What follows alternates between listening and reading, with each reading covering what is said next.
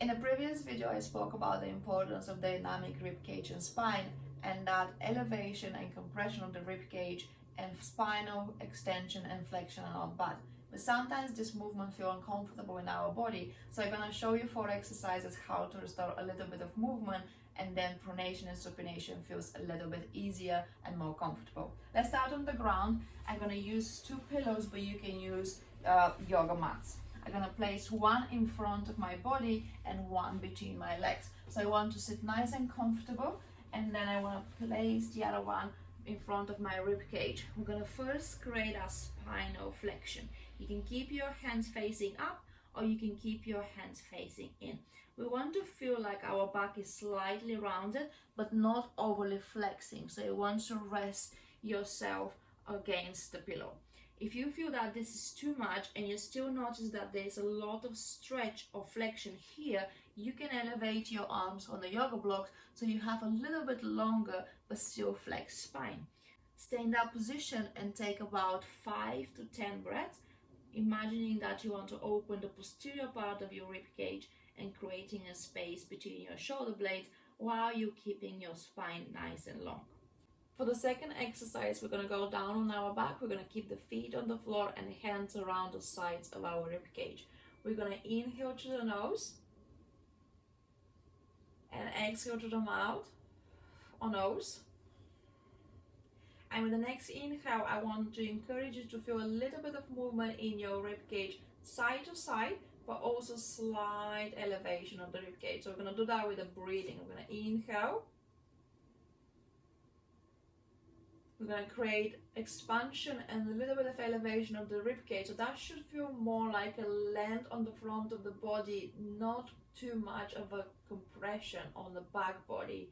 And then with the exhale, we're going to create the opposite. We're going to create a little bit of compression and relaxation. You want to start sensing expansion side to side and front to back, with a slight elevation of the rib cage with the inhale and a slight depression of the front ribs with the exhale.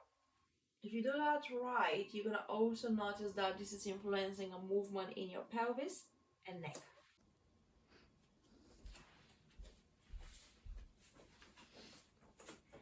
For exercise 3, we're going to stay nice and tall. We're going to place one foot forward. We're going to allow a movement happening through the rib cage and spine, and opening and widening through the arms. So I'm going to inhale, allow my front knee to slightly bend, and then exhale and allowing my body to go back in space and knee going back. Inhalation, creating a little bit of length on the front of the body. Exhalation, creating a little bit of length on the back of the body. You want to allow your knees to slowly bend and extend, and keeping the body fairly relaxed. Try to lead with your whole body, not pushing the belly or the chest too much forward. For the last exercise, we're going to go into all 4 position and keep our hands and feet for support. We're going to look slightly forward. We're going to start slowly anterior tilting the rib cage and flexing the spine without overly tucking the pelvis, keeping the pelvis a bit more neutral. You also want to maintain your head a little bit more neutral without overly tucking or lifting your chin up. From here, you want to slowly start elevating your rib cage or posterior tilting your rib cage and extending to the spine. Again, avoid lifting your chin and head too high. You can add a breathing and inhale when you're getting into that anterior tilt of the rib cage and flexion of the spine, and then exhale when you're getting into posterior tilt of the rib cage and extension of the spine.